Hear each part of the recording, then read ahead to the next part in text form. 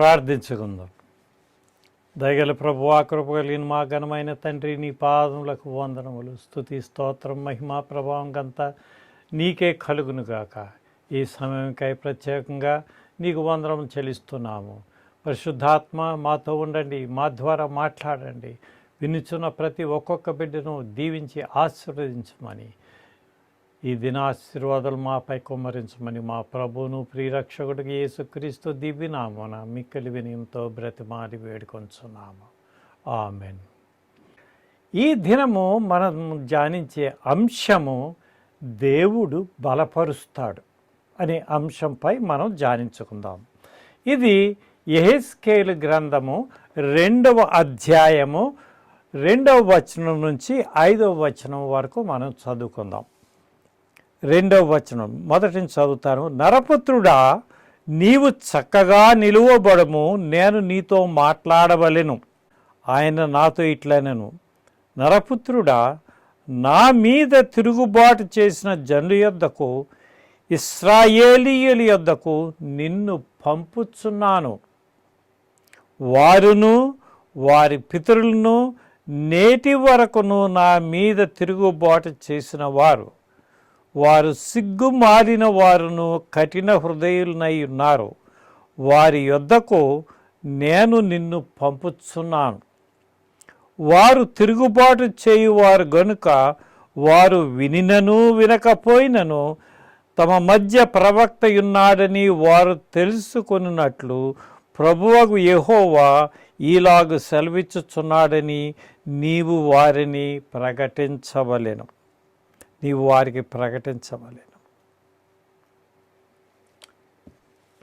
యెహెజ్కేలు అంటే దేవుడు బలపరుస్తాడు. ఈయన చెరపట్టుకుపోయిన యూదుల మధ్య ఒక బలమైన దుర్గంగా దేవుడు ఎన్నుకున్నాడు.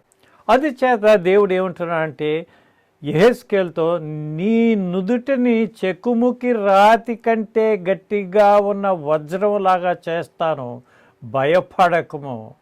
అటువంటి దేవుడు మన దేవుడు.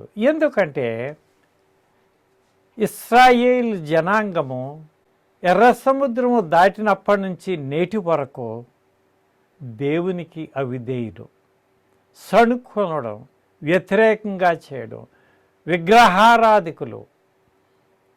అరణ్య ప్రాంతంలో కూడా విగ్రహాన్ని చేసుకుని పూజించిన జనులు. 1వ ఆజ్ఞను నేను తప్ప మీకు ఒక దేవుడు ఉండకూడదని చెప్పినప్పుడు మన దేవుడు సృష్టికర్తను నిరాకరించారు, సృష్టికర్తపై కోపించారు, సనుక్కున్నారు. ఆయనకు వ్యతిరేకంగా చేయవలసిన కార్యాలని చేశారు. అయినప్పటికీ దేవుడు క్షమించే దేవుడు. ఆయన ఆధారం చేసుకుని జీవించవలసిన మనం కూడా, క్రీస్తు సంఘము అనబడిన మనం కూడా అదే స్థానంలో ఈ దినాల్లో ఉన్నాం. మనకి సణుక్కుంటాం, గొణుక్కుంటాం. మనం జరగవలసిన కార్యములు సమయంలో జరగకపోతే దేవుని మీద విశ్వాసము ఉంచము. మన ఇష్టానుసారంగా మనం చేసుకుంటాం పనులు. అంటే మనలో విశ్వాసం లేదు. Faith is important. లేదు.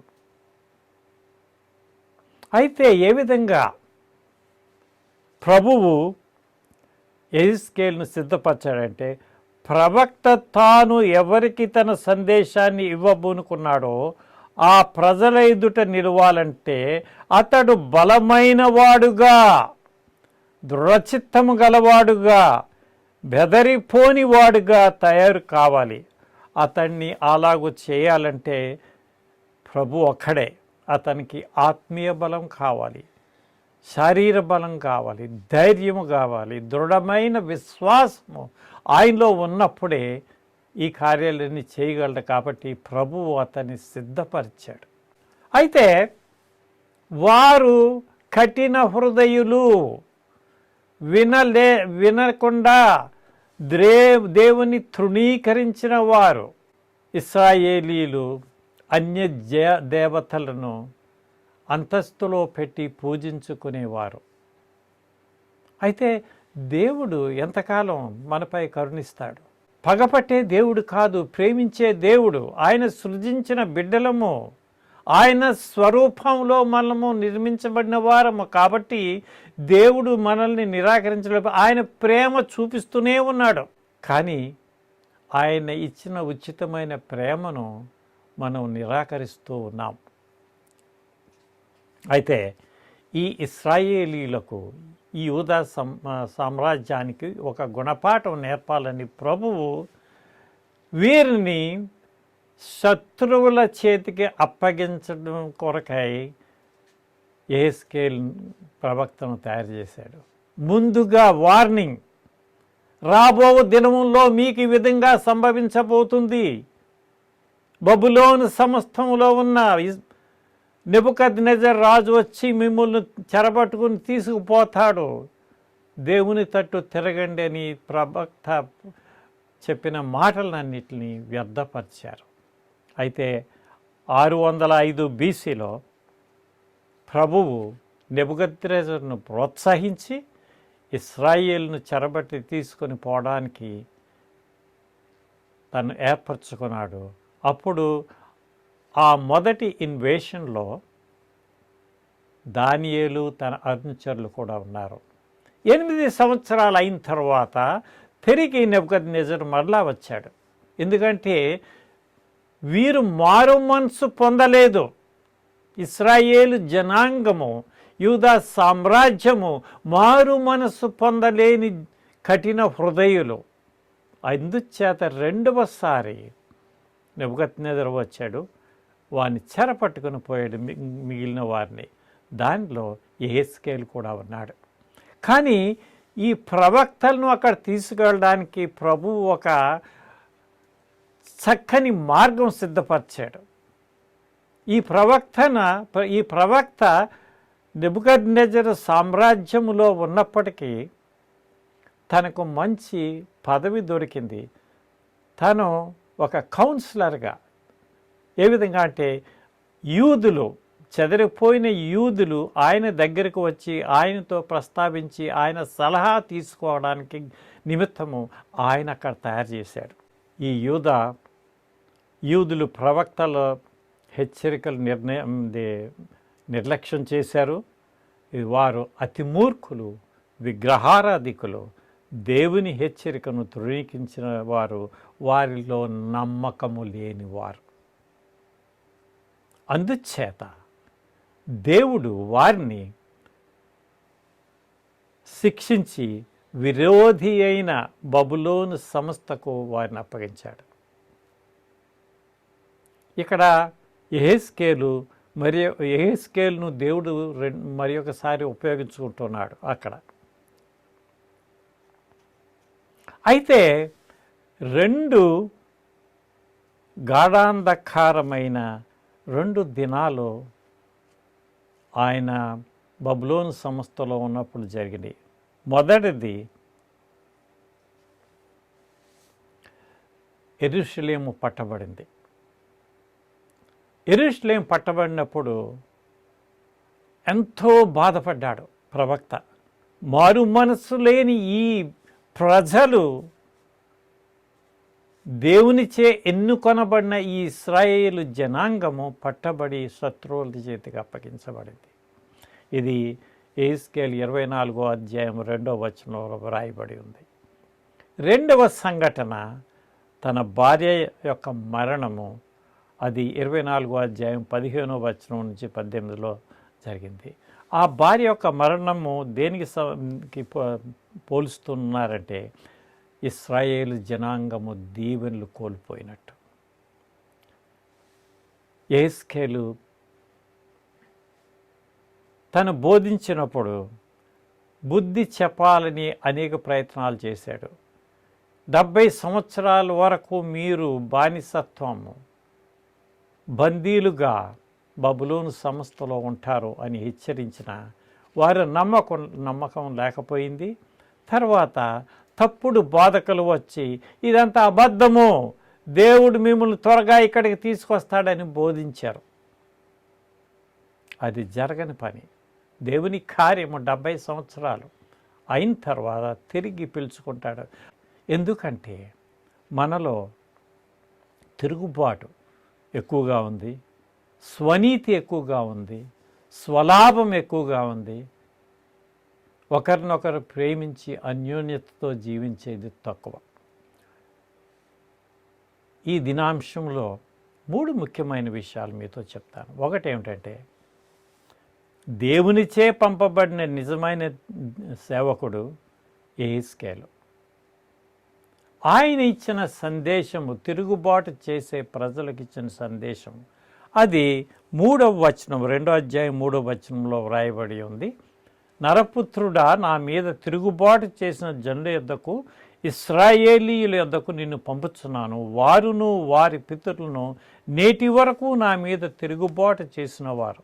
అయితే ఇర్మియా గ్రంథం 5వ అధ్యాయంలో కూడా ఒక చిన్న మాట ఉంది. 2వ వచనం 3వ వచనంలో, యెహోవా జీవము తోడు అను మాట పలికినను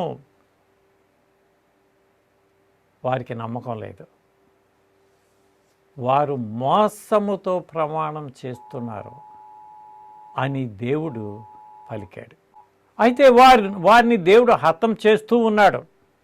అయినను హతం చేసిన నొప్పి కలగలేదు. వారిని క్షీణింపచేసినను వారి శిక్షకు లోబడలేదు. తన ముఖాల్ని కఠినంగా పెట్టుకొని తిప్పుకుంటున్నారు. దేవుని వైపు వారు చూడడం లేదు. దేవునికి వారి వెనుక భాగం చూపిస్తున్నారే కానీ వారి ముఖాన్ని దేవునికి చూపించడం లేదు. అటువంటి లోబడని జనాంగము ఈ దినము క్రైస్తవ సంఘాల్లో కూడా ఇటువంటి లోబడని జనాంగం ఉంది. క్రైస్తవ సంఘాల్లో ఈనాడు పదవుల కోసము, ధనము కోసము అనేక ప్రయత్నాలు చేస్తూ ఉన్నారు, కానీ దేవునితో సహవాసం కొరకై వారు ప్రయత్నించడం లేదు. అయితే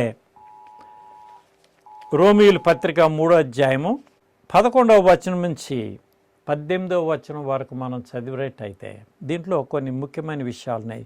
నీతిమంతుడు లేడు, ఒకడును లేడు, గ్రహించువాడెవడనూ లేడు, దేవుని వెదుకువాడెవడనూ లేడని ఇశ్రాయేలు ప్రజలకు బోధించబడింది. హెచ్చరిక, అది గొప్ప హెచ్చరిక. అదే హెచ్చరిక ఈ దినము క్రైస్తవులైన మనకు కూడా చెందుతుంది.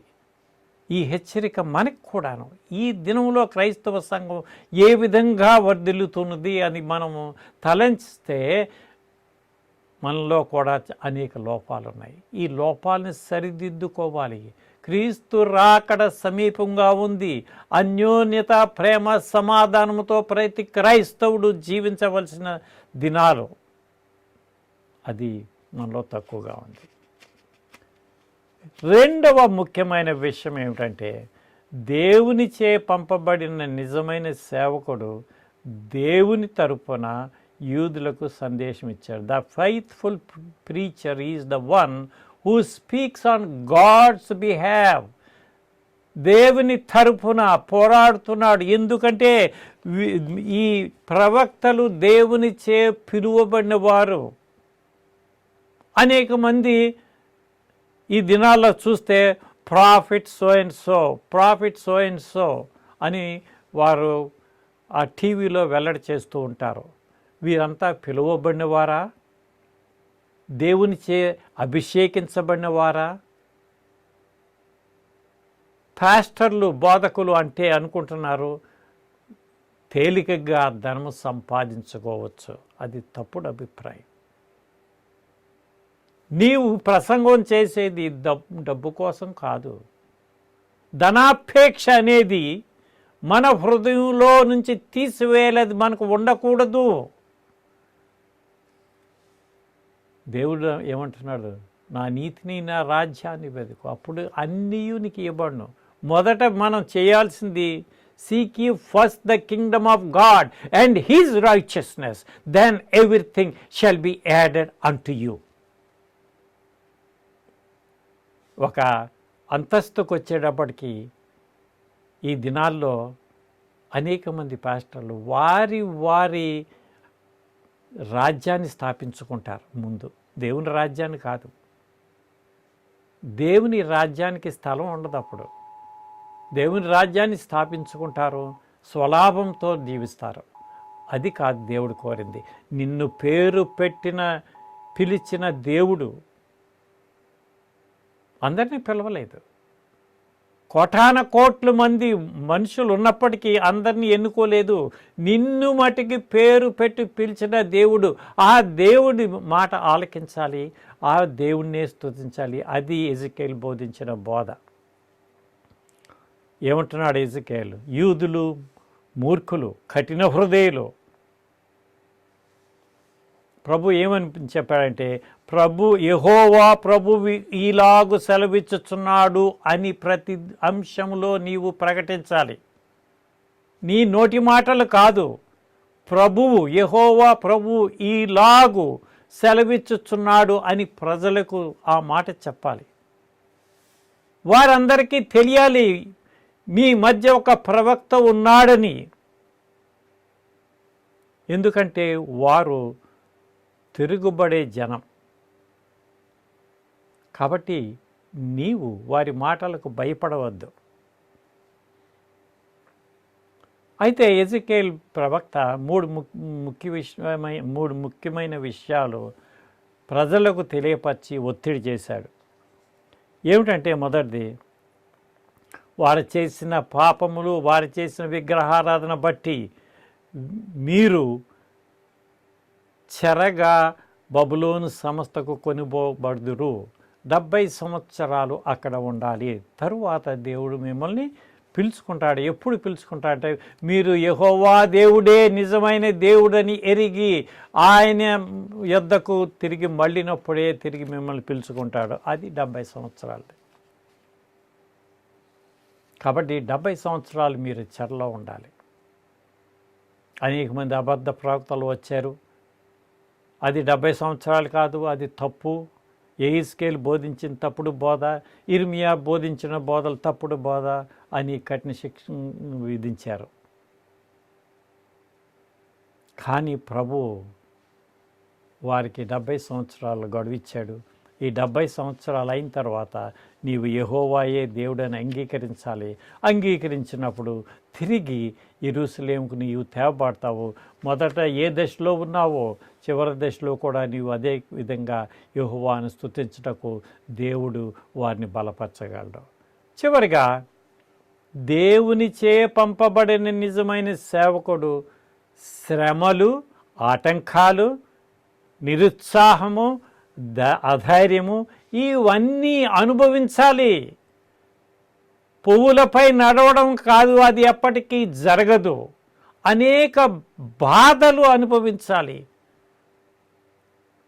పాత నిబంధన, కొత్త నిబంధనలో మనం చూసినట్టయితే ఆయన శిష్యులు ఏ విధమైన బాధలు అనుభవించారు. దానిలో 1/1000 కూడా మనం అనుభవించడం లేదు. అక్కడ కొట్లాడుతున్నారు, అనేక విధమైన జరుగుతున్నాయి కాబట్టి అక్కడికి వెళ్ళలేను అని దేవునికి మొరపెట్టుకోవడం దేవుడు క్షమిస్తాడు. అందుకే ప్రభు అంటాడు, మనము కూడా అటువంటి బాధలు అనుభవించాలి. ప్రభువు పౌలు కనపడినప్పుడు పౌలు గురించి చెప్తాడు, నేను ఎన్నుకొనిన పాత్ర. He's a chosen vessel. ఎన్నుకొనిన పాత్ర. ఆయన చేయవలసింది, అనుభవించిన శ్రమ అంతా ఆయన అనుభవిస్తాడు. చూసారా, మనం కూడా ఎన్నుకున్నాం, కానీ మనం శ్రమలు అనుభవించడం అంటే మహా భయపడతాం. అయితే యెహెజ్కేలు 2వ అధ్యాయము 6వ వచనం 7వ వచనంలో ఏమిటంటే ఈ విధంగా వ్రాయబడి ఉంది, నరపుత్రుడా, నీవు బ్రహ్మదండి చెట్లలోనూ ముండ్ల తుప్పల్లోనూ తిరుగుచున్నావు, తేళ్ల మధ్య నివసించుచున్నావు, అయినను ఆ జనులకు భయపడకము. చూడండి, బ్రహ్మదండి చెట్లు, ముండ్ల తుప్పలు ఎవరికి పోల్చాడు? యూదులకు, ఇశ్రాయేలు జనాంగానికి. వీరు తేళ్లు వంటి వారు. అటువంటి వారి మధ్య నువ్వు నివసిస్తున్నావు. అయినప్పటికీ నువ్వు భయపడొద్దు, ధైర్యంగా ఉండు. వారి మాటలకు భయపడొద్దు.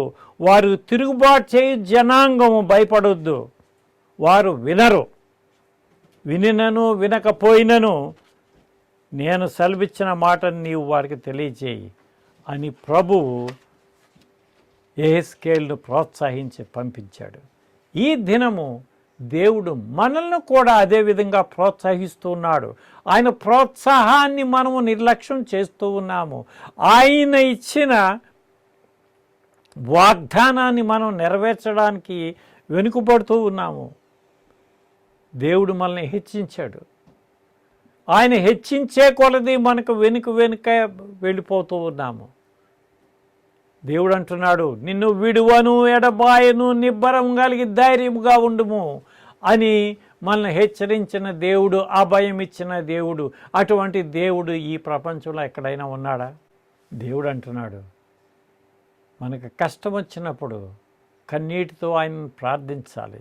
ఏ పరిస్థితుల్లో ఉన్నప్పటికీ మనము దేవుని ఎదుట మోకాళ్ళుని కన్నీటితో ప్రార్థన చేయాలి. దేవా నీకు స్తోత్రం, ఈ ఆపదకై స్తోత్రము, సంతోషంకై స్తోత్రము, అస్వస్థతకై నీకు స్తోత్రము. దేవుడు వినే దేవుడు, ఆలకించే దేవుడు, కరుణించే దేవుడు, ప్రేమించే దేవుడు. అందుచేత దేవుడు నిన్ను పిలిచినప్పుడు నీవు సిద్ధంగా ఉండాలి. ప్రియమైన క్రైస్తవ బిడ్డలారా, ఈ దినము దేవుడు నిన్ను పిలుస్తూ ఉన్నాడు. ఆయన పిలుపుకు నీవు సిద్ధంగా ఉండి ఆలకిస్తున్నావా? ఆయన పిలుపును నిర్లక్ష్యం చేస్తున్నావా?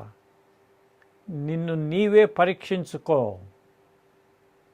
దేవుని పిలుపును తృణీకరించవద్దు. ఈ ప్రవక్తలందరూ మనకు ఒక మార్గం తెలియపరిచారు. ప్రవక్తలు ఇచ్చిన సందేశము, క్రీస్తు ఇచ్చిన సందేశము మనం నిర్లక్ష్యం చేయకుండా ఆయన అడుగు జాడల్లో మనము నడవాలని దేవుడు మనల్ని ఆశీర్వదించాడు. కాబట్టి ఈ పిలుపు నీవు సిద్ధంగా ఉండాలి. దేవుడి ఈ వాక్యాన్ని దీవించుగాక. ఆమేన్. మన ప్రభు అయిన యేసుక్రీస్తు కృపయు, తండ్రి అయిన దేవుని ప్రేమయు, పరిశుద్ధాత్మ యొక్క సహవాసము ఇప్పుడు ఎల్లప్పుడూ వినుచున్న ప్రతి ఒక్కొక్క బిడ్డకు తోడు నీడయుండును గాక. ఆమేన్.